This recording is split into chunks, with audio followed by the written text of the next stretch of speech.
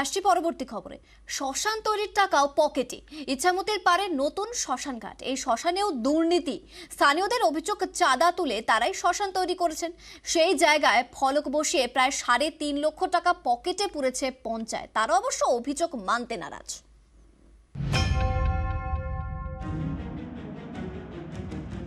উত্তর 24 পরগনার বাদুড়িয়া, এখানকার রামচন্দ্রপুর উদয় গ্রাম পঞ্চায়েত এলাকার গা ঘেঁষে গেছে ইছামতি। নদীর পাড়ে হুগলি গ্রামে তৈরি হয়েছে ছোট্ট একটা শ্মশান। দেহ সৎকারের জন্য লোহার কাঠামোও বসেছে। এই শ্মশানেও এবার দুর্নীতির অভিযোগ।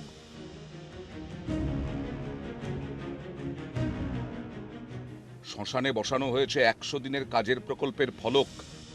এই ফলক বসিয়েছে স্থানীয় গ্রাম পঞ্চায়েত। শ্মশান তৈরিতে খরচ দেখানো হয়েছে প্রায় 3.5 লক্ষ টাকা। স্থানীয়দের অভিযোগ, পঞ্চায়েত কোনো কাজই করেনি, পুরো টাকাটাই নেতাদের পকেটে গেছে। উল্টে তাদের দাবি, চাঁদা তুলে তৈরি করা হয়েছে শ্মশান, সেই কাজে ভাগ বসাতে চাইছে পঞ্চায়েত। পাড়ার থেকে 2000 করে প্রত্যেক বাড়িতে 2000 করে টাকা তুলে ওই নিজেদের টাকায় ওটা তৈরি করেছি। আর মাটি তোলাও আমরা ওই গতরে খেটে ওগুলো ওই চারিবারে মাটি দিয়ে টাকা তুলি নেছে ওই লালটু মেম্বার ছিল, ওই দেখি ওই বোর্ড টোর টেঙ্গে টাকা তুলি নে কাজ করিয়েছে। যারা ওই শ্মশান তৈরি করিয়েছে তারাই নিজেরা গাড়ির টাকাতে করিয়ে নিয়ে, আরও অন্য নেতারা খাইয়েছে।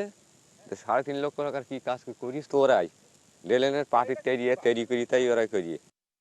সুযোগ বুঝে আসরে নেমেছে রাজনৈতিক দলগুলি, সুর চড়িয়েছে তারাও।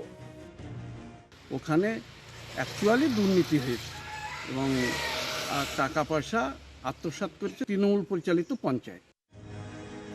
পঞ্চায়েত বলছে সরকারি খরচে শ্মশান তৈরি হয়েছে, তবে শ্মশানের মাটি নাকি ইছামতির জলে ধুয়ে গেছে।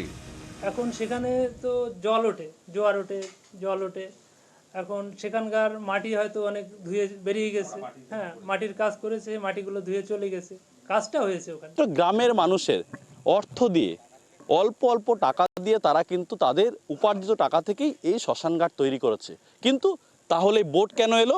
এখানেই দুর্নীতির গন্ধ সামনে আসছে। অর্থাৎ পঞ্চায়েত এই বোর্ডটি দিয়ে এই শ্মশানের ট্যাকচার করে পুরো টাকাটা দুর্নীতি করেছে। বাদুড়িয়া থেকে নূর আলমের সঙ্গে জিয়াউল আলম, নিউজ 18 বাংলা।